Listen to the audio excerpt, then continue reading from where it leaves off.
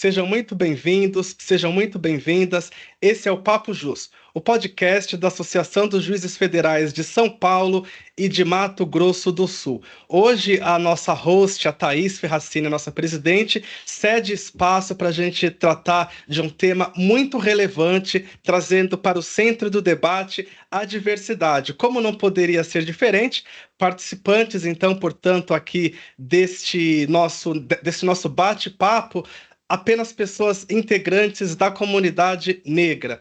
Isso é muito importante porque o que nós discutiremos hoje neste episódio é equidade racial no judiciário. Meu nome é Everton Bueno, eu sou juiz federal, aqui da Terceira Região, e terei como convidadas especialíssimas também magistradas, né, cuja a carreira já com certeza traz muito sinal de sua atuação dedicada a esse tema bastante importante. Então, eu tenho aqui comigo hoje a felicidade de conversar com alguém que dispensa apresentação, né? A Adriana Cruz é uma magistrada federal conhecida por todos, tendo em vista a sua atuação junto ao TRF da Segunda Região, né, que abrange os estados de Rio de Janeiro e de Espírito Santo, mas também tem atuações aí no Conselho Nacional de Justiça. Então, a Adriana Cruz é juíza federal no estado do Rio de Janeiro,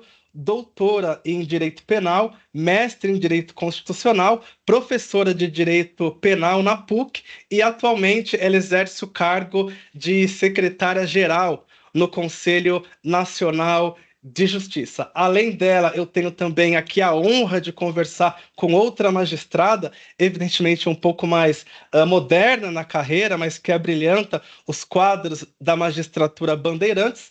Temos aqui a Alana Miranda. A Alana Miranda, ela é juíza, portanto, de Direito do Estado de São Paulo. Ela é juíza do Tribunal de Justiça do Estado do Ceará, belo estado, inclusive. Espero que você tenha aproveitado as praias o tempo que ficou por lá. É especialista em Direito Penal, titular da Vara Única da Comarca de Eldorado, membro da Comissão de Raça e Gênero, da Comissão de Memória e da Comissão de Heteroidentificação do Tribunal de Justiça de São Paulo. Sem mais delongas, eu queria começar já fazendo uma pergunta para nossa prezada Adriana Cruz. Adriana, você é juíza federal desde 1999. Corrija-me se eu estiver enganado a respeito dessa informação.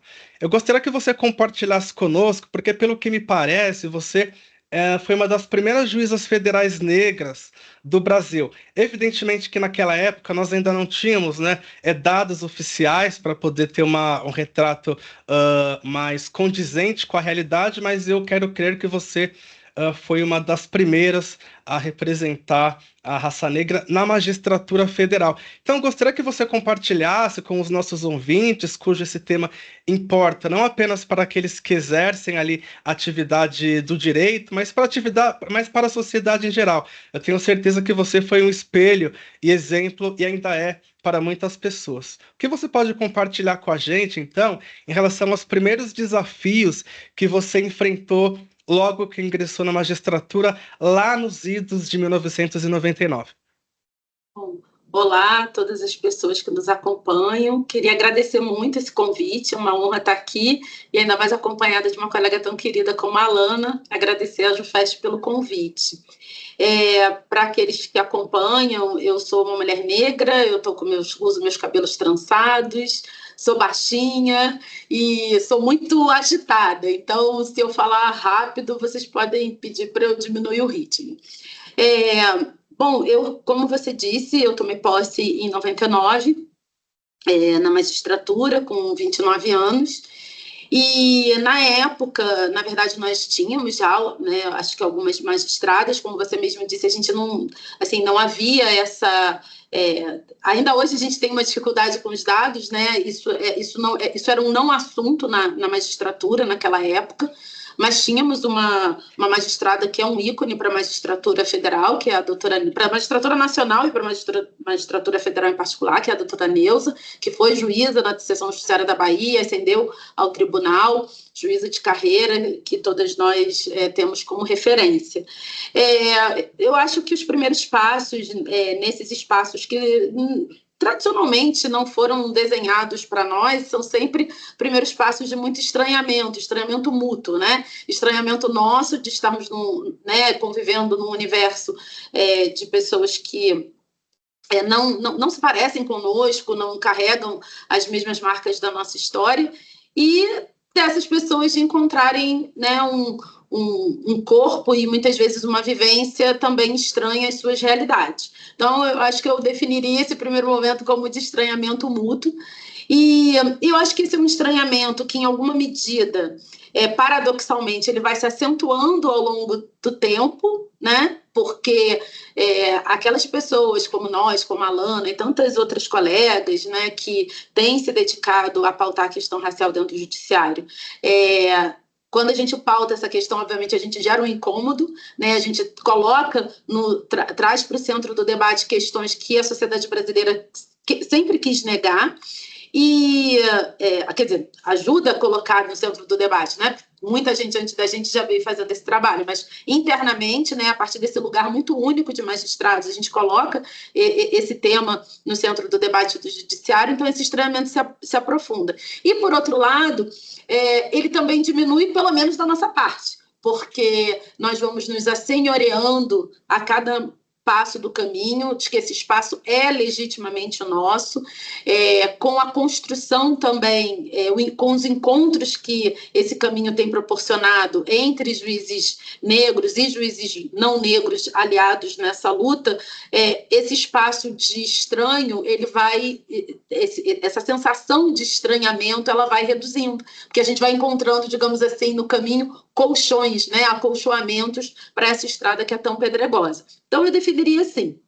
bem resumidamente, um momento de estranhamento mútuo que vai se acentuando por um lado e vai sendo amenizado de outro. Certo. Agora eu passo para você, Alan. Eu gostaria que também você é uma juíza um pouco mais moderna, né, do que a Adriana e também do que eu. Eu gostaria que você compartilhasse agora a sua visão. Você ingressou num judiciário um pouco mais diverso. Eu não posso dizer que é um judiciário já que atingiu ali a sua meta de igualdade, de distribuição ali proporcional, de acordo com a composição da sociedade brasileira, mas é pelo menos um pouco mais diverso. Eu gostaria que você também comentasse para a gente como que foi ingressar no judiciário, se você sentiu assim que ingressou algum tipo de estranhamento em relação à cultura que você já carregava durante toda a sua vida, as suas experiências. Você sentiu que houve uma espécie de um choque em relação àquilo que você viu durante toda a sua vida e o momento em que você ingressou no judiciário, tendo contato ali com outras pessoas, com outras histórias, outras trajetórias, talvez diferentes daquela com as que você se relacionou durante toda a sua vida? Obrigada pela palavra, Everton. Eu queria agradecer também, né, a oportunidade de trocar experiências, né, de partilhar. Esse é um tema muito importante e ele interessa muita gente, né, há várias pessoas que vão vir depois de nós, especialmente, né, a gente faz um trabalho voltado a isso. Eu me chamo Alana e, como a Adriana fez a autodescrição, eu também quero me descrever, né, eu sou uma mulher negra de cabelos crespos, bem armados, de óculos. No vídeo aparece só o meu rosto, um rosto bem redondo, eu uso brincos, e eu sou juíza no Tribunal de Justiça do Estado de São Paulo. Eu acho que a diferença do tempo que a gente pode observar entre o tempo que a Adriana entrou, eu nasci em 91, então o tempo que a Adriana entrou, eu era criança e talvez jamais sonhasse ou imaginasse que existia uma magistratura. É algo que eu não sei se para todos aquele tempo era assim, mas era algo que era muito distante das nossas realidades. E o tempo em que eu entro é um tempo em que a gente já começa a colher frutos de políticas públicas que olharam para a inserção das pessoas negras na educação superior, e a consequência disso foi a possibilidade dessas pessoas se inserirem nesses cargos no judiciário e nas outras instituições de grande porte. Então, eu penso que eu sou fruto de uma política Eu entrei na universidade em 2008, naquele tempo eram os primeiros anos da política de cotas, né? E isso permitiu com que várias pessoas que antes ninguém da família teve acesso ao ensino superior, assim como na minha família foi assim, colocar as primeiras pessoas nas universidades, as primeiras pessoas negras das suas famílias nas universidades. E isso permitiu que hoje a gente possa ver essas pessoas na magistratura, porque antes, sem alcançar o nível de educação superior, era impossível para essas pessoas alcançarem as carreiras como Ministério Público, magistratura, defensoria. Então, eu acredito que eu sou fruto de um trabalho coletivo, intenso, de muita gente, e sou fruto de políticas. Então, assim, sempre que eu dialogo com pessoas mais novas do que eu gosto bastante de dialogar com os jovens, com adolescentes, né, da infância e juventude, eu falo isso para eles, que eles são fruto de um outro tempo em que a gente trabalha para que para eles tenha ainda mais acesso. Eu acho que o principal estranhamento é que eu sou fruto de políticas, mas, ao mesmo tempo, a gente ainda se depara com uma pouca representatividade de mulheres negras na magistratura, e esse é um ponto sempre muito delicado para mim. Como eu sou juiz estadual, eu faço várias audiências de violência doméstica, eu faço várias audiências da infância, a gente vê as mulheres negras em posições de muita violência. E eu aqui desse lado, nessa posição de magistrada, fico a refletir, né, esses recortes sociais que a gente se depara. Então, eu ainda estou aprendendo sobre essa posição que eu ocupo hoje. Tá certo. Ainda sobre trajetórias, até para que a gente possa depois colocar em perspectiva, eu gostaria que a Adriana comentasse conosco se quando lá você estava ali completando seu ensino médio, pensava ali em futuro, em carreira, em que destino seguir para sua trajetória profissional, você já conseguia vislumbrar atuar como uma magistrada, porque diferentemente de outras realidades, aquelas pessoas negras não têm referências, ou pelo menos agora tem algumas, mas eu imagino que há pouco tempo atrás praticamente não havia referências, então é muito mais difícil, talvez, a gente conseguisse imaginar em posições de prestígio. Como foi isso para você? Você sempre teve esse objetivo, esse sonho? Você acredita que a sua criação teve alguma influência de você mesmo ali naquela época, entre aspas, remando contra a maré, já que você não poderia ali se ver naquele espaço, pelo menos a partir da perspectiva de outras mulheres negras ocupando o mesmo espaço que você eventualmente almejaria conquistar um dia? Como que foi isso para você? Antes de ingressar na magistratura e esse sonho de, evidentemente, ocupar um espaço ali que não era, ao menos naquela época, comum às pessoas como você. Bom, eu acho eu vou pegar carona um pouco na fala da Alana sobre a relevância da historicidade das construções, né? Então, ela diz, olha, a partir do momento que você tem uma política pública que colocou as pessoas na universidade, isso faz um giro e dá um salto na história familiar, daquele grupo familiar, né? E no meu caso, embora na época em que eu concluí o ensino médio, sequer se falasse em políticas de ações afirmativas, até porque eu terminei o ensino médio pré-1988, né? Minha turma, eu entrei na faculdade no ano da promulgação da Constituição. O meu pai já havia feito universidade. Então, às vezes, as pessoas me perguntam qual é o diferencial, por que a sua história e a dos seus irmãos é diferente. Eu identifico o caminho, digamos, diferente da maioria em razão dessa construção familiar. Então, a minha mãe tinha nível superior, o meu pai tinha nível superior, então algo muito fora da curva daquela realidade, embora ainda sendo um dos únicos, né? O meu pai era advogado, né? Ele é advogado, hoje já aposentado, mas enfim, ele era advogado, então o mundo do direito para mim não era algo estranho, então isso fez toda a diferença, né? Eu tento às vezes resgatar de onde eu tirei a ideia de ser juiz, eu não consigo identificar no tempo, eu identifico claramente o momento em que eu decidi fazer direito, mas eu não identifico o momento em que eu resolvi ser juíza. O fato é que eu já entrei na faculdade querendo ser juíza e ser juíza federal. De onde eu tirei isso, não me perguntem, porque eu não sei, vou ter que ir para o divã do analista para lembrar. Mas o fato é que eu já entrei na faculdade com esse foco, me organizei todos os meus estudos e toda a minha carreira com esse objetivo. Tanto que assim que eu me formei, né, ainda não tinha tempo para fazer o concurso, nem tempo nem idade para fazer o concurso da magistratura. Então eu fui fazer o concurso do Banco Central, fui ser procuradora do Banco Central porque eu permaneceria na área federal, porque era aquilo que eu queria. Eu era muito focada, eu tinha muita clareza daquilo que eu queria. Então, eu acho que esse salto, esse ambiente familiar é que me fez prospectar como possível o lugar que eu ocupo hoje, assim. Em nenhum momento passou pela minha cabeça que aquele espaço não poderia ser meu. Isso nem passou pela minha cabeça em nenhum momento. Se eu disser que foi, eu vou estar mentindo, vou estar querendo construir uma história aí de... Não, em nenhum momento eu duvidei que aquele espaço era para mim, assim, não, tracei a minha reta e fui. Então, e por isso eu acho que é tão importante a gente fortalecer as políticas que coloquem as pessoas na universidade, ou ainda que não seja a universidade, mas que deem a elas a possibilidade de estudar, de se construir culturalmente da maneira que elas acharem interessante, que a universidade não é o único caminho, mas é um dos caminhos. E aí você consegue construir uma infância e uma juventude mais fortalecida, né? Com autoestima fortalecida, com essa visão de futuro bem estabelecida. A gente precisa pensar em políticas públicas que acabem com a violência doméstica e, portanto, preservem a saúde dessa unidade familiar. Isso é um efeito em cascata, as coisas não estão desconectadas. Quando a Alana encontra várias mulheres vítimas de violência negras, você está falando de um...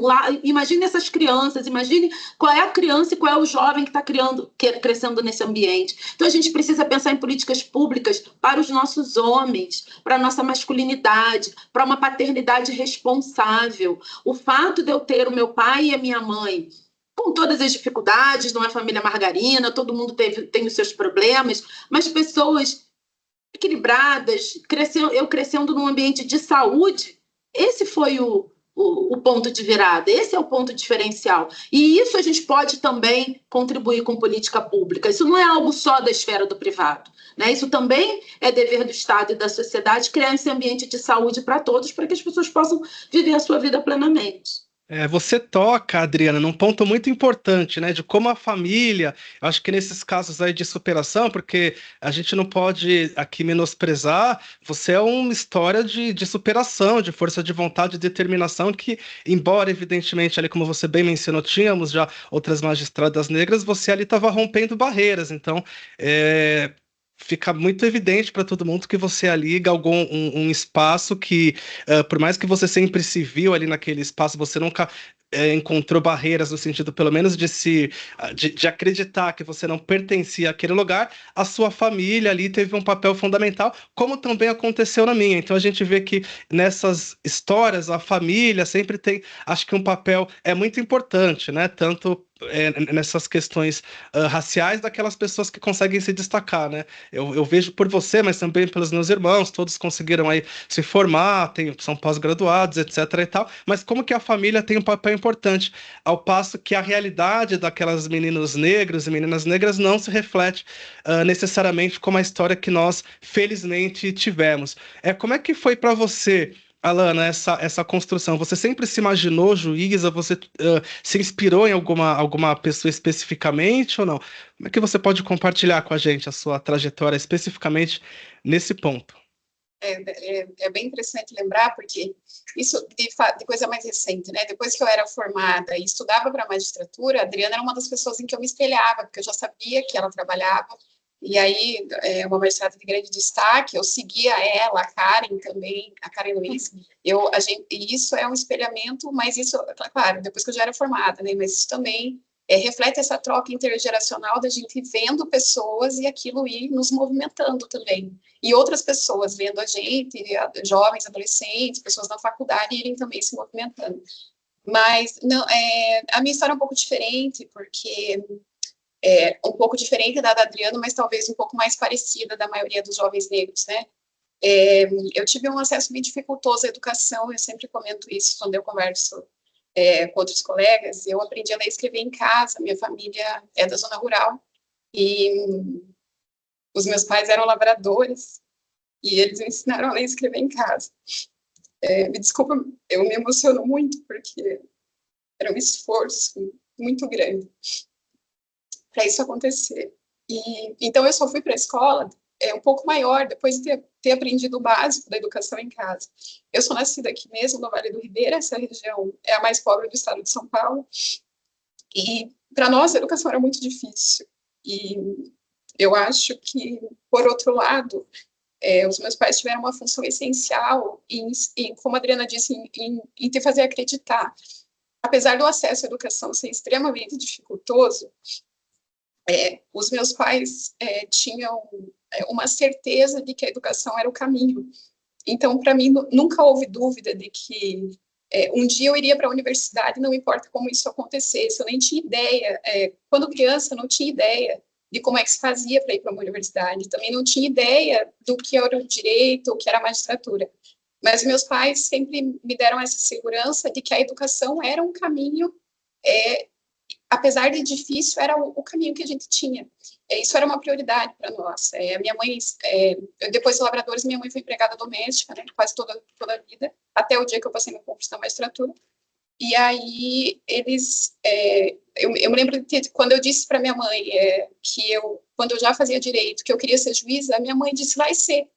Então, eu acho que esse papel fundamental da família acreditar e da gente acreditar que a educação e as políticas de educação são um caminho, ainda que não seja só a universidade, como a Adriana falou, outras formações culturais, outras possibilidades que não sejam só essas que nos estavam destinadas, de acordo com o que a história construiu, né? A história, a sociedade, a possibilidade de acessar esses caminhos nos permite não saber que aquilo poderia ser impossível. Então, assim, eu fui fazer direito porque achei que tinha mais afinidades com questões humanas, e desde o princípio também disse a mim mesmo que queria ser juíza, não sei porquê, mas eu nunca tive dúvidas de que eu alcançaria, ainda que fosse muito, muito, muito difícil diante da realidade. Então, eu acho que esses dois pontos são fundamentais, né? A questão familiar, a educação, as três, né? E as políticas públicas.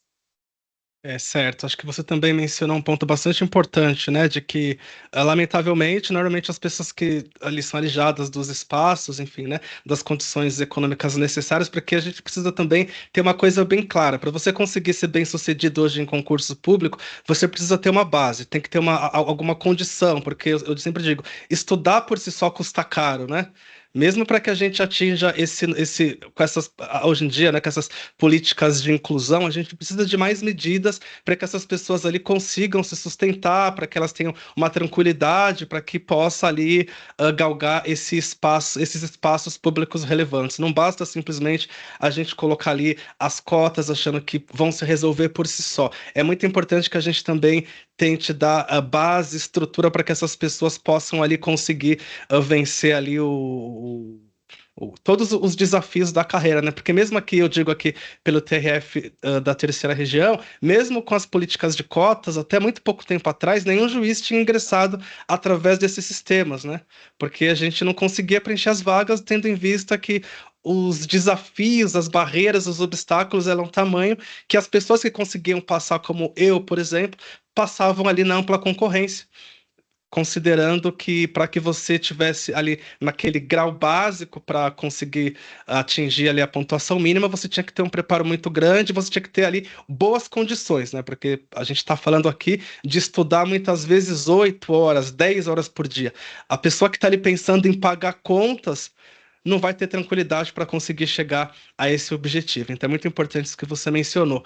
E a gente vê que muitos dos casos de pessoas que chegaram lá, como você, Alana, são casos de superação individual. Não são ali resultados necessariamente de uma política. Muito pelo contrário. Não quer dizer que porque você conseguiu é um sinal de que o Brasil está dando certo, ou que nós já chegamos lá. Muito mais do que isso, é ali um esforço da sua família que viu refletido ali tudo aquilo que eles dedicaram no seu sucesso, né? Vou até pedir, assim, desculpa, gente, eu não consigo não participar aqui. Quem tá falando é Thaís, eu não tô no vídeo. Desculpa, tá, gente, só falar aqui. A gente tem também aqui, evidentemente, a Thaís cedeu gentilmente o espaço, né, para que eu pudesse apresentar esse episódio, mas ela tá aqui conosco e a palavra é sua, Thaís. A Thaís é a nossa presidente que cuida aqui do nosso podcast. O que eu queria dizer é justamente indo ao encontro do que você disse, né? O que a gente tem hoje, quando nós conversamos com as pessoas que não conseguem enxergar a necessidade e a importância das políticas de inclusão como um todo, é dizer, não, mas se tem quem consiga sem, é porque todos conseguirão. E eles tomam a exceção pela regra, sem contar que houve ali aquele é o ponto fora da curva. E todos os outros que passam e que não tiveram essa possibilidade, que não passam, perdão, e que não tiveram essa possibilidade é porque não se esforçaram o suficiente. Nós sabemos que isso está muito longe da realidade. Que esse que conseguiu é a exceção e que deveria estar de tal maneira aberto e possível para todos que não haveria essa distinção, essa necessidade. Então, assim, está muito claro a necessidade da política de inclusão. Na verdade, o fato da gente ter esse ponto fora da curva só reforça essa necessidade, não é verdade? E, assim, eu só queria dizer, Alana, que eu fiquei também muito emocionada com a sua história de vida, e eu acho que é tão importante a gente repartir, né, compartilhar com as pessoas essas histórias de vida. Me desculpa, eu não quero cortar você, mas assim, só para terminar de conectar, eu cresci nessa região, no Vale do Ribeira, em que hoje eu sou magistrada. Então, hoje eu desenvolvo... olha a importância e a força desse exemplo, né? E a região em que dizem que esses jovens continuam sem esse acesso à educação, né? São jovens de zonas rurais, tem muitas comunidades quilombolas sob minha jurisdição, com crianças e adolescentes sem acesso a direitos básicos. Então, hoje eu estou de um outro lado, mas ainda inserida nesse mesmo ambiente de onde eu vim. Claro, eu morei em vários estados, mas eu retornei para cá. Isso é bastante importante que você mencionou, Thaís, porque, de fato, né, a sociedade, enfim, né, acaba ali se estruturando de acordo com a questão da meritocracia. Mas se a Alana conseguiu, se o Everton conseguiu, se a Adriana conseguiu, porque os outros não conseguem? A gente tem que partir ali, em qualquer uma análise justa, né, que no Brasil, lamentavelmente, enquanto uns nascem dentro do estádio, de cara pro gol só para empurrar a bola, a maioria nasce fora lá, não tem nem dinheiro para condução, não sabe nem onde fica o estádio para fazer o gol, né? Então... É o que eu falo às vezes para os meus filhos, é assim, quem é privilegiado, o mediano consegue. Quem não é, tem que ser o superstar para conseguir. Tem que ser o maravilhoso. Eu acho que, assim, realmente, assim, eu acho que esse relato tão tocante da Alana, eu acho que deve servir para a gente pensar, eu sublinho, a importância das políticas públicas em sentido lato, sabe? Em sentido amplo. E não olhar só as políticas públicas no momento do acesso à universidade ou mesmo ao cargo público. Porque essa é uma medida reparatória de emergência diante desse estado absurdo de coisas que a gente tem, de desigualdade no âmbito do judiciário, para falar da nossa casa, que a gente pode espalhar para qualquer outro campo da sociedade. E o que a gente tem é que nós temos uma realidade e que, para além do privilégio, para além das possibilidades, há um grupo na sociedade que foi beneficiado por políticas que as privilegiaram no passado, em detrimento da população negra. Então, ponto número 1. Né? Então, a gente teve políticas públicas de Estado que colocaram um determinado segmento, as pessoas brancas, numa posição de privilégio. Então, é razoável, para dizer o mínimo, que o Estado também se posicione para reequilibrar essa balança. E sublinhar que eu, Alana, Everton e tantos outros, as nossas experiências elas não são reproduzíveis em larga escala. Então, no meu caso, eu venho de umas... Eu estou, digamos assim, como se na estrutura familiar a minha família estivesse numa geração à frente da Alana, em que os meus pais já conseguiram furar esse bloqueio a partir do esforço daqueles que vieram antes, que estavam na mesma condição, os familiares da Alana. Então, isso para mostrar o que a gente tem de potencialidade para oferecer para o país e para a sociedade. Né? Então, o que a gente quer é que tirem as barreiras da nossa frente, né? Tirem os obstáculos e deixem a gente passar. Eu acho que é isso. Né? E para dizer que me dói, sinceramente, principalmente no âmbito da magistratura, eu acho que é preciso que a gente coloque o dedo nessa ferida, que dentro da magistratura, depois de tantos anos da decisão do Supremo, com um texto explícito da nossa Constituição, estabelecendo a determinação para a adoção de políticas de igualdade, porque o artigo 3º diz com todas as letras que a gente tem que construir uma sociedade livre de discriminação, e você só faz isso se você tiver uma ação proativa contra a discriminação. É muito doído que a gente ainda encontre colegas que se opõem à política e que estabelecem obstáculos à efetividade da política. Então, assim, eu acho que essa seja também uma oportunidade para que a gente revisite as nossas visões de mundo, né? Para que os colegas se debrucem sobre o tanto que vem sendo produzido, não só dentro do judiciário, mas pela academia, produção de qualidade. É muito preocupante as decisões que a gente tem encontrado confrontando a política de heteroidentificação que foi determinada pelo Supremo Tribunal Federal, tentando fazer letra morta por via transversa da política de ações afirmativas. Assim, eu faço quase que um apelo, né, mesmo, né, para que a gente olhe para as nossas práticas e que juízes nós queremos ser, o que a gente quer construir, que país a gente quer ajudar a construir.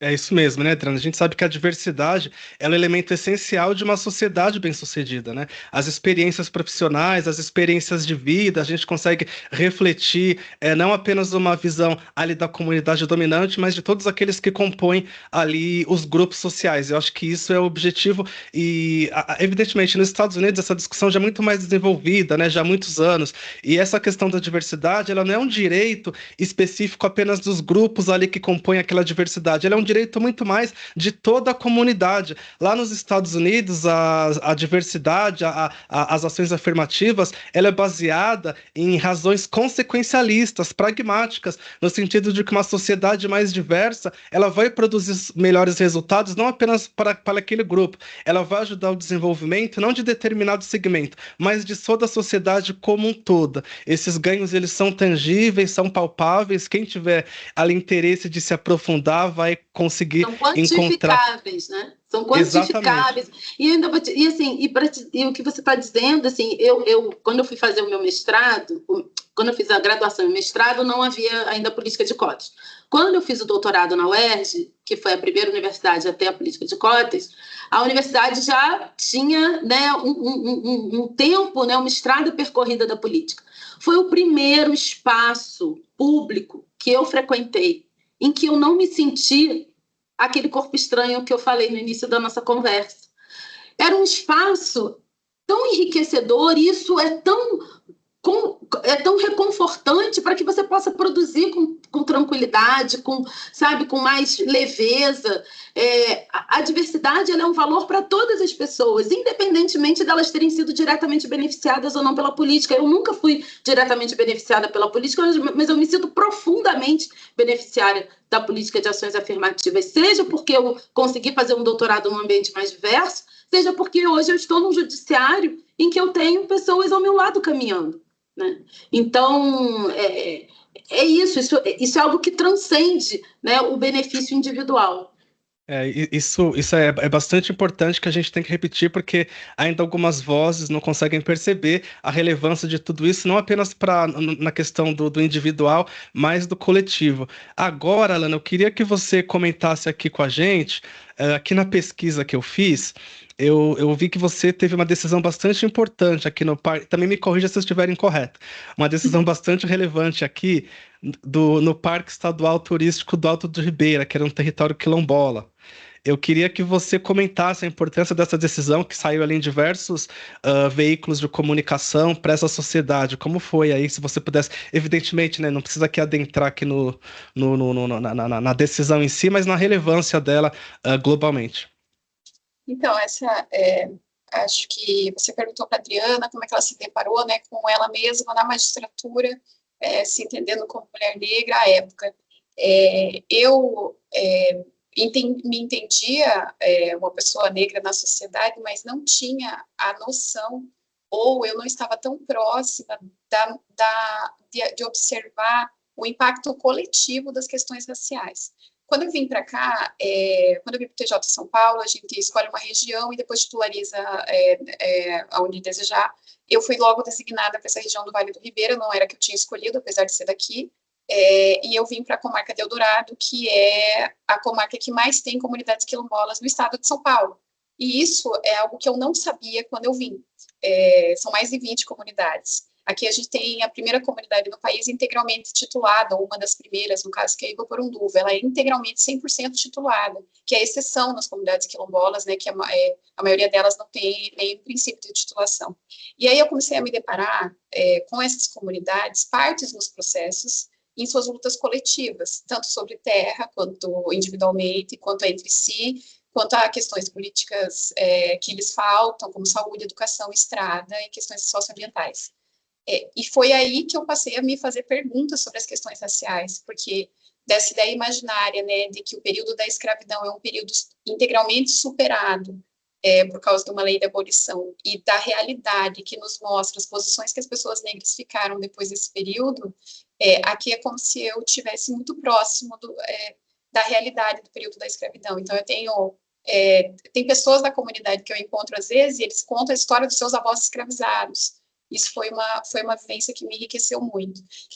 Essa decisão, eu acredito que foi a mais difícil que eu já tive que tomar, e talvez seja a mais difícil da minha carreira. Eu não sei como é que vai ser a minha carreira, porque é uma comunidade quilombola existente num determinado lugar há mais de 300 anos, teve o seu território afetado pela criação de um parque em cima dessa comunidade. Isso é muito comum no Brasil, a sobreposição de unidades de conservação sobre as comunidades quilombolas, e outras comunidades como as indígenas, né, as aldeias. E eu tive que decidir se eu desafetava se eu entendia que tinha nulidade nessa criação, para garantir que essa comunidade quilombola tivesse o artigo 68 da ADCT cumprido, a titulação, porque a existência do parque por cima impede a titulação do território, e a Constituição diz que eles têm que ter o território titulado.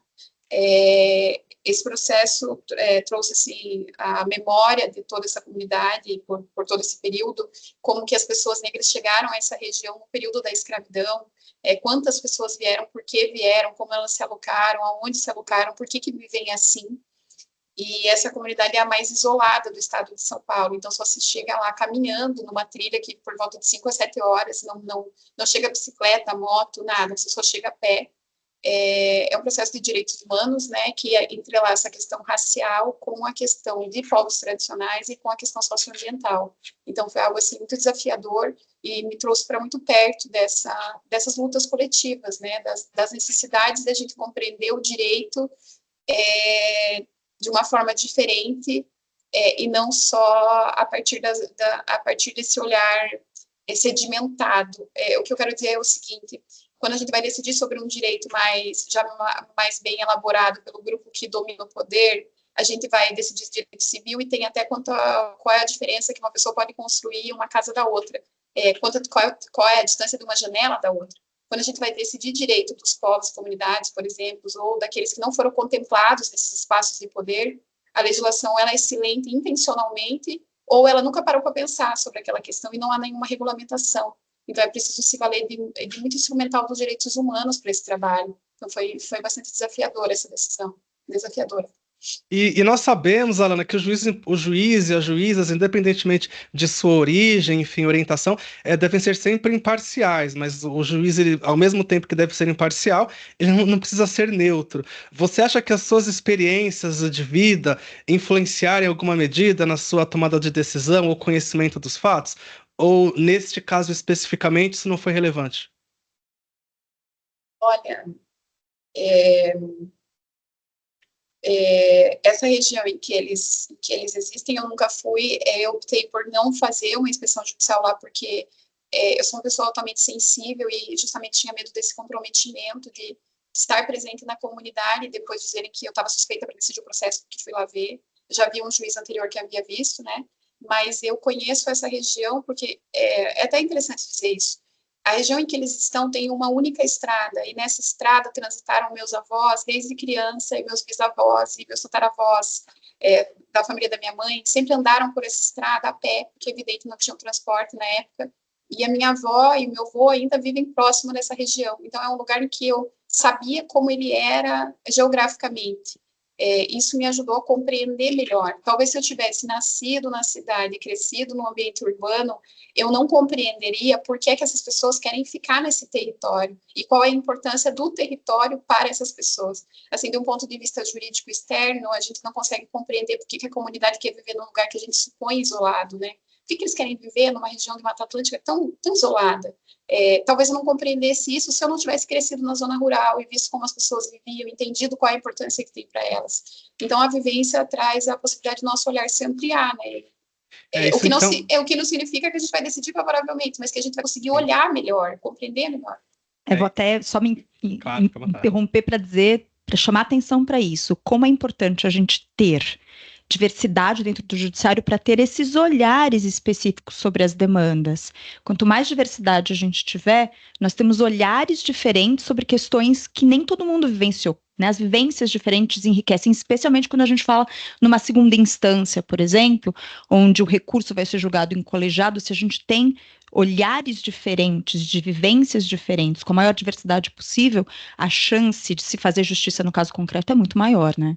É isso mesmo, porque a gente amplia o debate, permite que todas as vozes, que todas as perspectivas sejam levadas em consideração no julgamento, sem que isso, evidentemente, inquine de qualquer parcialidade a decisão judicial. Agora eu queria, mais uma vez, trazer para o debate a Adriana. Adriana, você é a primeira mulher negra, aqui pelo que me consta, a ocupar o cargo de secretária-geral do Conselho Nacional de Justiça. É uma responsabilidade bastante grande, né? Não apenas como magistrada negra, mas como magistrada mulher, que a gente sabe a cobrança normalmente é bastante acentuada.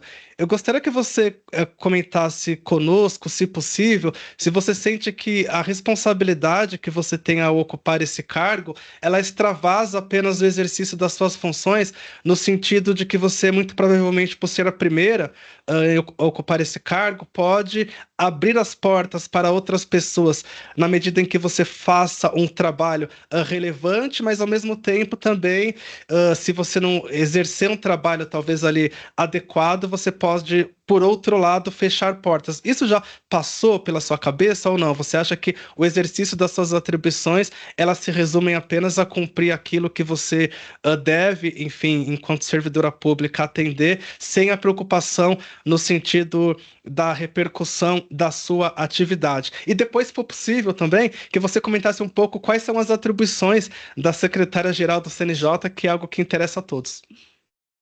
Bom, primeiro, eu sou a primeira mulher negra, mas eu sou a primeira mulher, ponto, né?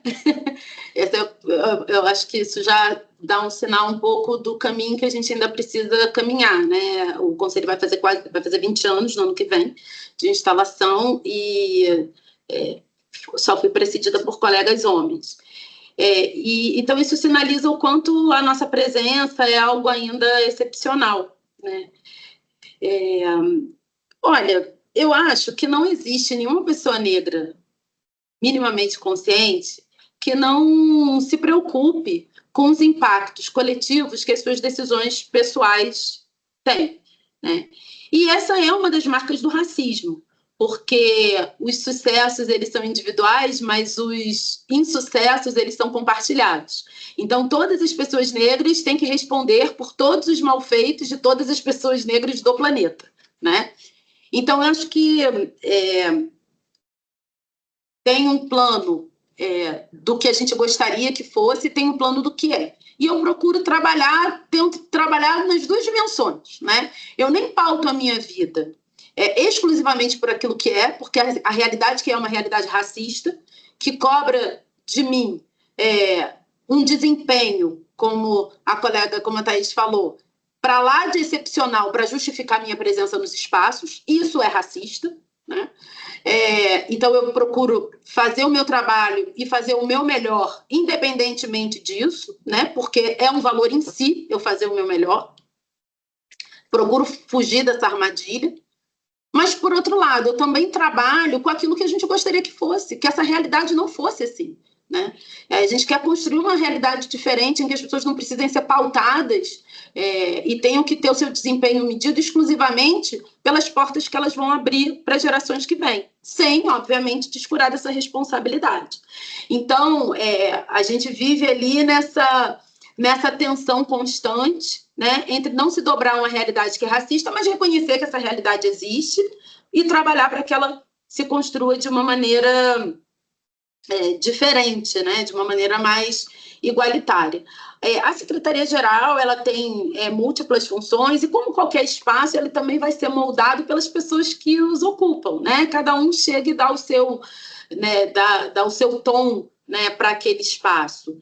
E, como tudo na vida, né, você tanto pode fazer o seu trabalho de maneira mais burocrática, como você pode fazer ele para além das suas funções, que é o que todos nós fazemos, tanto que estamos aqui nesse podcast, né? Então, a gente procura, obviamente, oferecer o melhor de nós. Aqui, o papel da Secretaria-Geral, para além de funcionar, digamos, internamente como um grande distribuidor dentro do Conselho, né, porque nós somos a grande porta de entrada das demandas que são uma das grandes portas de entrada das demandas que chegam para o Conselho em termos de políticas judiciárias. Então, a gente faz muito essa distribuição a partir das demandas que chegam dos tribunais, também da sociedade civil. O papel essencial, né, de secretariar o plenário, por meio da assessoria direta ao presidente, né, na atuação do plenário, organização da pauta, sob a supervisão, sobre a orientação do presidente, enfim, acompanhamento das sessões, e também atividade de representação quando o presidente assim determina. Então, aqui a gente chuta, a gente bate o escanteio e corre para cabecear. Aqui a gente vai do alfinete ao avião. Realmente o Conselho, ao longo desses anos, o seu desenho ele foi sendo modificado, ele é um órgão em expansão que ainda também está encontrando o seu lugar dentro do desenho institucional, por incrível que pareça, depois de tantos anos. Então, ele começou com uma pegada disciplinar muito forte, né? Era o grande carro-chefe, quando lá atrás, na emenda 45, se falava muito da caixa preta do judiciário, a necessidade de transparência. Então, essa dimensão de controle, tanto administrativo dos tribunais como de fiscalização disciplinar dos magistrados, era, digamos assim, o pilar mais evidente. E hoje eu acho que a gente começa com um equilíbrio e talvez até com um certo protagonismo das políticas judiciárias que são aqui desenvolvidas, né? Então, eu acho que é um conselho que tem um desenho muito único mesmo no desenho dos judiciários mundiais. A gente participa de alguns espaços internacionais, até com outros conselhos de justiça, então a gente vê que aqui realmente o que a gente produz é muito diferenciado e é muito inovador o que se faz. Assim, aqui a gente tem, quase como se fosse o Vale do Silício do Judiciário, né? Então a gente é uma grande fábrica de ideias, de softwares, e eu acho que uma das belezas desse espaço, que para mim, como juíza federal, sempre muito olhando para o meu universo, na minha carreira, aqui a gente precisa olhar o todo, né? A gente lida com colegas de todos os tribunais, todos os ramos de justiça, as demandas as mais variadas. O ministro construiu uma equipe de juízes federais, estaduais e do trabalho, de todas as regiões do país, com equidade de gênero, divisão regional, para que ele pudesse reduzir o número de pontos cegos na sua administração.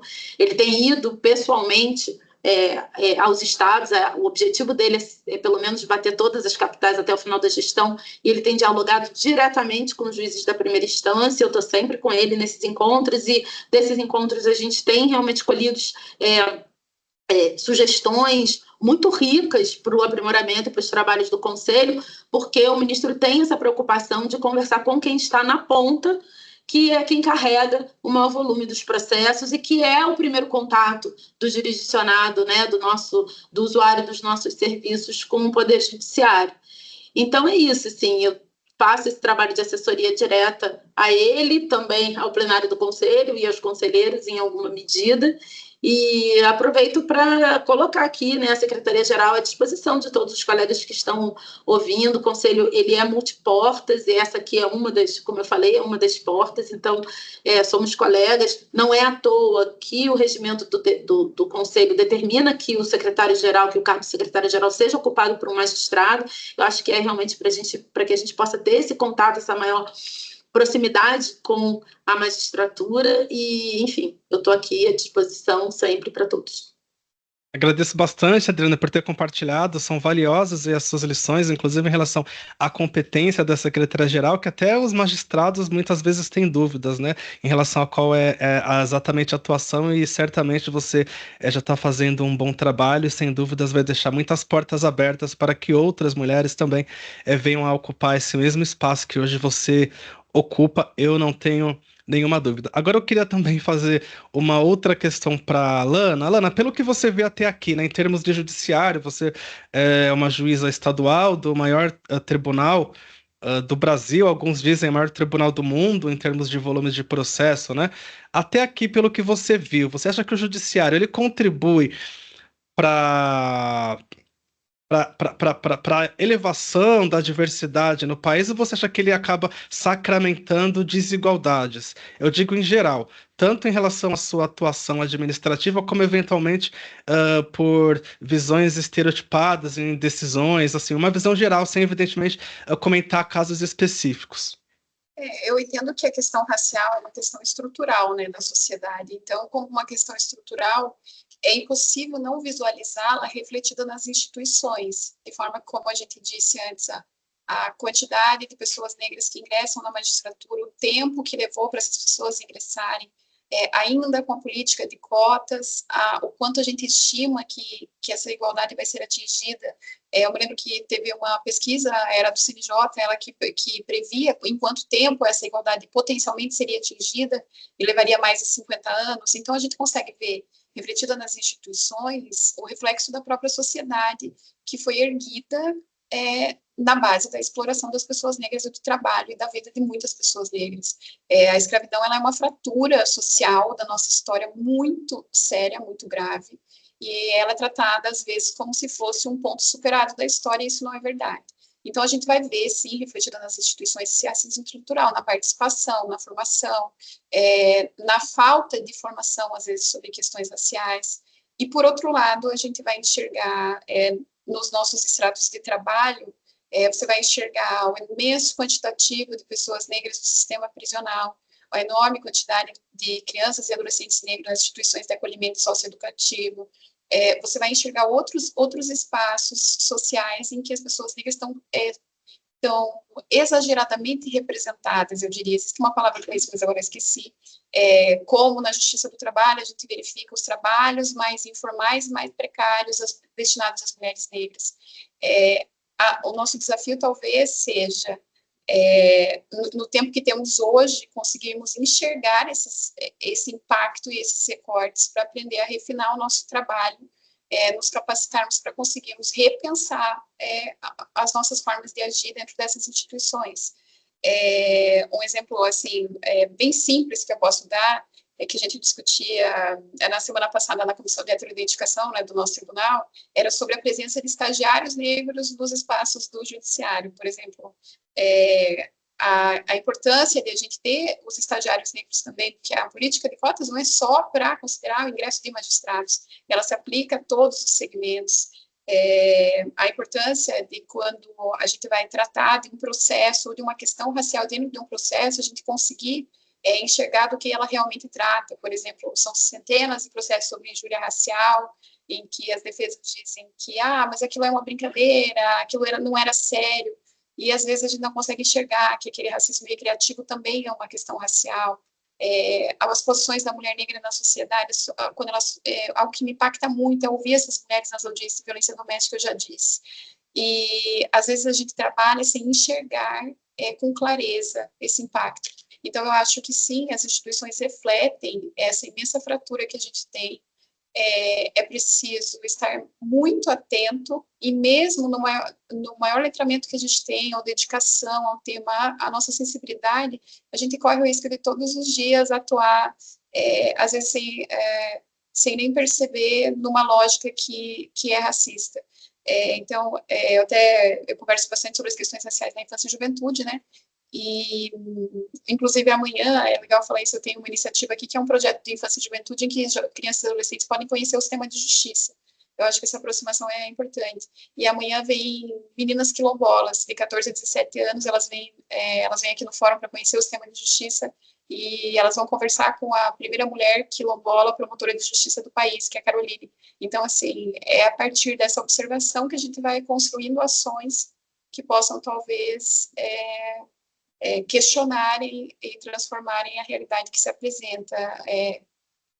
Eu ainda sou muito otimista e penso que há muito a trabalhar. Tem pessoas que já dizem, talvez a gente não consiga. É um trabalho para o futuro, aquilo que a gente faz, talvez a gente não veja se implementar, mas a gente acredita que deve agir, né?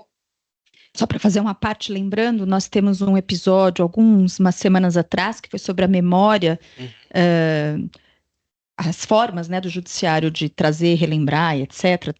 E a Alana participou, mandou um vídeo, então quem quiser ouvir esse projeto da Alana inteirinho, eu vou deixar depois aqui o card para ouvir o nosso episódio, que é um trabalho maravilhoso que a Alana faz de resgate da memória, especificamente de documentos e etc. da época da escravidão e trazendo as crianças e adolescentes para dentro do sistema de justiça. É muito bonito.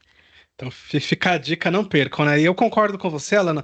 Eu sei que nos últimos anos o CNJ tem tentado implementar medidas, né? Tanto no sentido da diversidade em si, como até mesmo no letramento de magistrados, servidores. Eu lembro que recentemente, o ano passado, o CNJ implementou uma nova resolução ali, tentando estabelecer, instar os juízes, né, a se capacitarem para que tenham ali as habilidades, tanto na questão do gênero, raça, etnia, enfim, em uma perspectiva interseccional que abranja esse tipo, essas particularidades. Eu acho que a gente só vai conseguir, de fato, caminhar na medida em que todas aquelas pessoas se envolverem, de fato, nessas questões. Agora eu queria também trazer novamente a Adriana aqui para o debate, porque eu ouvi aqui numa entrevista que você concedeu, Adriana, ao Correio Brasiliense, em uma passagem você mencionou que a luta pela igualdade racial não tem data para terminar. E olhando aqui os dados do último censo do judiciário, né, a gente verifica aqui que atualmente a gente tem, pelo menos enquanto magistrados e magistradas, quase 83% se declararam da raça branca, apenas 1,4% se declaram como pretos. Queria que você comentasse tanto em relação a esses números, como essa questão que você mencionou aqui na entrevista, de que essa luta não tem data para terminar. Você acha que na nossa geração a gente vai conseguir ver alguma mudança? Eu acho que a gente já está vendo mudança, né? Assim, eu acho que a política de ações afirmativas ela é um sucesso, apesar de todas as dificuldades, de todos os obstáculos que têm sido colocados a ela. Nós temos hoje uma magistratura que é ainda não no tamanho ideal, talvez, mas que é maior do que décadas atrás.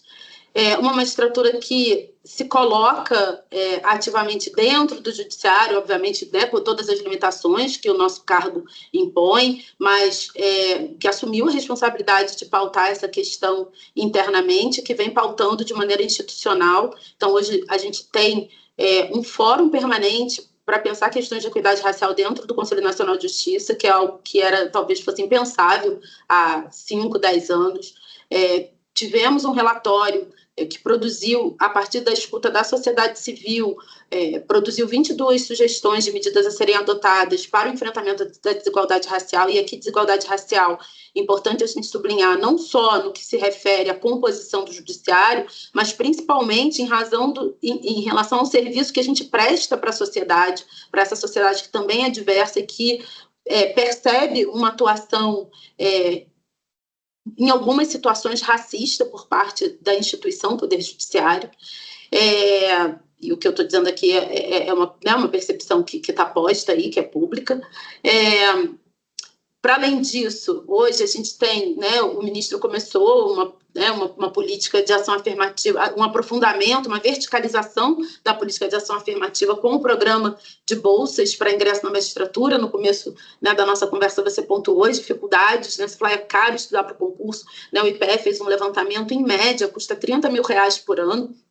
Então, mesmo para alguém que já tenha um emprego, você retirar esse valor do orçamento da economia doméstica é algo muito impactante, né, para a maior parte das famílias, e principalmente para pessoas negras em que não é incomum em que o salário daquele que está melhor colocado, até que já tem um cargo público, seja o único salário mais significativo de todo um núcleo familiar, para além do núcleo familiar direto, mas também de uma família estendida, né? A Flávia Oliveira, que é jornalista de economia, ela fala muito sobre isso, né? Sobre essa economia de solidariedade que existe dentro da comunidade negra, isso é muito forte. Então, é um grupo que precisa realmente, né, tanto pessoas negras como também indígenas, a Bolsa vai para esses dois grupos, né, com ou sem deficiência. Então, é uma política que busca verticalizar, né, é uma ação que busca verticalizar essa política afirmativa, torná-la mais profunda, mais eficiente, né, com foco naquele que está ali, precisa daquele último empurrão para passar no concurso. A gente está muito esperançoso, assim, colocando uma aposta muito forte. Foi um acordo de cooperação que foi feito com a Fundação Getúlio Vargas, que está fazendo a gestão dos recursos. Os recursos são exclusivamente privados, então vai ser concedido né, está começando a ser paga nesse mês uma bolsa manutenção para candidatos que já tenham sido aprovados no ENAM, negros e indígenas com sem deficiência, né? E para além disso também bolsas diretamente por cursinhos. Nós já temos aí 750 bolsas oferecidas. Então é isso, eu acho que é uma mudança, não é uma luta que termina, né? Assim, infelizmente a gente também, ao mesmo tempo que a gente vê avanços, a gente vê um recrudescimento ou ideias extremamente retrógradas sendo reavivadas e realimentadas e retornando à cena pública, né, para contrastar essa política que tem sido tão vitoriosa e que tem mudado tantas vidas, né? A nossa Alana aqui compartilhou com a gente uma experiência muito concreta. Então, é isso. Eu acho que não é uma luta realmente para os nossos olhos, para as nossas gerações. A gente ainda não vai viver aquele sonho do Martin Luther King, em que todas as pessoas vão ser julgadas exclusivamente pelo seu caráter. Isso é um sonho muito distante. Acho que não é para a minha geração, nem para dos nossos filhos, nem dos nossos netos, para ser bem sincera, né? Mas avançamos, é preciso que a gente celebre as nossas conquistas, né?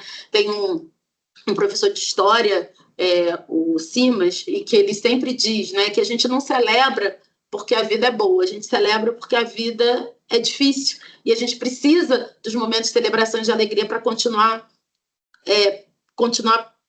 perseguindo os nossos sonhos. E é isso, então é preciso que a gente celebre cada passo do caminho, cada vitória, e continue vigilante para que não haja retrocessos, né? Não só nessa pauta, como em tantas outras que dizem de direitos fundamentais que a nossa Constituição explicitamente abraça e que nós, como juízes, né, firmamos o juramento de fazer cumprir e de obedecer. Então, eu acho que é isso.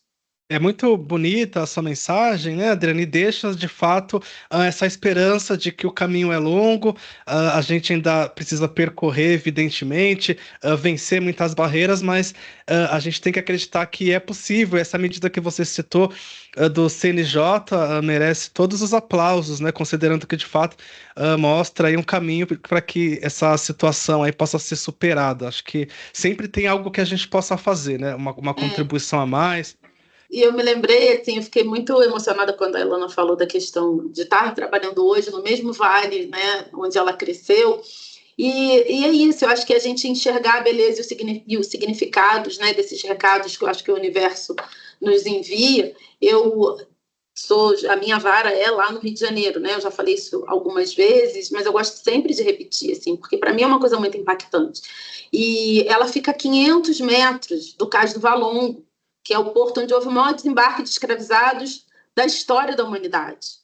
Né? Dos 4 milhões de escravizados que vieram para o Brasil, pelo menos 1 milhão desembarcou ali naquele cais. E eu sou juíza criminal a poucos passos dali. Então, é por isso que eu digo, assim, não é para a nossa geração, a luta não termina com a nossa geração, mas, assim, tem cenário de esperança, porque aquelas pessoas tiveram esperança e a gente está aqui hoje. Os pais da Alana acreditaram e ela está aqui hoje. Então, é isso. Eu sempre digo, a esperança é uma condição de existência da população negra. Né? A nossa possibilidade de existir do mundo, ela está associada à nossa possibilidade, à nossa capacidade de esperançar. O pessimismo, ele é um privilégio que nós também não temos. Né? Então, a gente precisa esperançar para sobreviver. Não uma esperança tola, né, ou dissociada da realidade, óbvio, né, com os pés fincados no chão e com as mãos postas para trabalhar. É verdade. Eu gostaria de agradecer imensamente a Adriana e a Alana por terem participado deste episódio, que sem dúvida trouxe muitos temas relevantes, a reflexão e, mais do que isso, né, compartilhar as suas experiências que são muito ricas e únicas. Isso acho que a gente precisa fazer com mais frequência, porque tem um resultado muito grande para as pessoas que almejam um dia estar no lugar em que vocês estão hoje, né? Ainda mais sendo mulheres, a gente sabe, para a mulher tudo é muito mais difícil, então tem uma relevância bastante grande. Eu quero agradecer imensamente e convidar primeiramente a Alana para dizer ali as suas palavras finais, se quiser compartilhar alguma rede social, fazer o jabazinho, tá, gente? É a hora. E deixar uma mensagem para aquelas pessoas ali, né? Quem sabe da sua origem, que mulheres negras que também sonham em estar um dia onde você está hoje. A palavra é sua, Alana. Não, eu redes sociais não tenho, sou uma pessoa bem discreta, não tenho essa rede social para indicar, mas até, né, eu gosto de me preservar assim, na parte da vida pessoal, mas eu acho que o mais importante é isso a Adriana falou, uma coisa que eu acredito muito, é muito importante ter muita esperança, porque sem ela a gente não caminha, mas também é muito importante estar com as mãos dispostas para trabalhar, porque quando a gente encontrar as coisas que vão exigir de nós o emprego dessa esperança, elas vão exigir trabalho também. Então, eu acho que eu espero que, assim como agora eu estou tendo essa troca com ela, que foi a minha inspiração, também as outras olhem para nós e vejam os seus futuros espelhados, as possibilidades de alcançarem, né? E que talvez daqui a alguns anos esse podcast seja com outras magistradas e a gente já seja mais velha e aí possa escutar outros colegas contando as suas histórias. E que isso também tem um impacto na realidade, né? Que é onde a gente mais encontra as pessoas precisando que a gente dê a mão e dá a mão para a gente também, né? Então é isso. Obrigada. É o que a gente espera. Adriana, gostaria também de fazer algumas considerações finais, uma mensagem. Bom, também agradecer mais uma vez, assim, esse momento tão especial, essa pausa na nossa correria, né, para a gente trocar, muito sempre bom estar com a Alana, querida, e eu acho que é isso, né, a gente colocar mãos ao trabalho, que a gente olhe para o lado, sempre há algo que você possa fazer no seu universo, estar atento às possibilidades, às oportunidades de promover igualdade, promover justiça, um convite também aos colegas de acompanharem um trabalho que vem sendo desenvolvido. Todos os tribunais brasileiros firmaram o Pacto pela Equidade Racial, foi uma adesão voluntária dos tribunais, 100% dos tribunais aderiram, então esse é um compromisso de cada um de nós, de construir uma história diferente para o futuro, né? Não só para os nossos filhos, nossos netos, mas eu acho que para a gente também, no nosso tempo de vida, ainda temos muita estrada para caminhar. Eu, como Alana, também fui resistente a ter rede social durante muito tempo. Até um dia que me disseram assim, Adriana, você não tem rede social, mas você vive dando pinta na rede social, porque todo mundo posta. E aí eu passei a ter, para poder controlar minimamente o conteúdo, né, que está ali disposto, e tem sido até uma experiência muito rica, porque o espaço que eu tenho é basicamente para compartilhar as coisas que a gente faz em termos de trabalho, né, e troca, e enfim, vocês jogarem meu nome lá, vocês vão encontrar, e é isso, me colocar mais uma vez à disposição de todos e convidar todos ao trabalho pela igualdade, sabe, e principalmente os colegas, já que esse é um programa produzido pela associação. Eu, há um tempo atrás, fiz uma capacitação e também fiz uma experiência nas minhas redes sociais, eu e a Karen Luiz, como a Alana comentou, perguntando, né, o que as pessoas gostariam de dizer para um juiz, o que as pessoas gostariam de dizer para um juiz que está começando, se elas já tinham sido, como tinha sido a experiência delas junto ao sistema de justiça, e os relatos todos foram muito tristes, gente, sabe? Todas as pessoas, principalmente as mulheres negras, reportam uma experiência de muito desrespeito, mesmo quando elas tiveram seu pedido de procedência reconhecido. Eu acho que isso é algo para a gente refletir nas nossas práticas, o que a gente tem feito, como a gente tem recebido esse jurisdicionado e essa jurisdicionada, né, nas nossas salas de audiência, nos nossos gabinetes, gabinetes, qual é o serviço que a gente tem prestado para que as pessoas tenham essa visão tão negativa do trabalho que a gente desenvolve. E está na nossa mão, né, construir e escrever uma história diferente. Então, eu acho que convidar mesmo todos os colegas a essa reflexão, todos mesmo, inclusive nós, porque nós acabamos reproduzindo nas nossas práticas diárias práticas discriminatórias sem maior reflexão se a gente não estiver sempre atento, né? Todo mundo, é um convite para todos no seu sentido mais profundo. E isso, mais uma vez, me colocar aqui à disposição no Conselho e sempre que estiverem por Brasília, passem para tomar um café. Tá certo. Então, antes do Everton encaminhar para o fim, eu queria também só agradecer muito por terem aceitado o nosso convite e doado uma parte do bem mais precioso que nós temos, né, que é o tempo de vocês, que eu sei que é escasso. Então, agradecer muito e dizer que foi maravilhoso escutá-las aqui. Muito obrigada, viu? Também agradeço às excelentes juízas, quero render méritos aqui a tudo o que vocês conseguiram hoje trazer de informações, de experiências mesmo. Eu acho que isso é o que faz a diferença. Compartilhando as nossas vivências, a gente acaba também inspirando outras pessoas para que trilhem o mesmo caminho. Então, eu despeço-me, não sem antes deixar de pedir para que os nossos ouvintes e as nossas ouvintes nos sigam pelas nossas redes sociais e nos acompanhem também pelo YouTube ali. É só digitar Papo Jus que todo mundo encontra. Foi uma satisfação falar com vocês. Espero encontrá-las pessoalmente em breve. Até mais. Tchau, tchau. Até mais.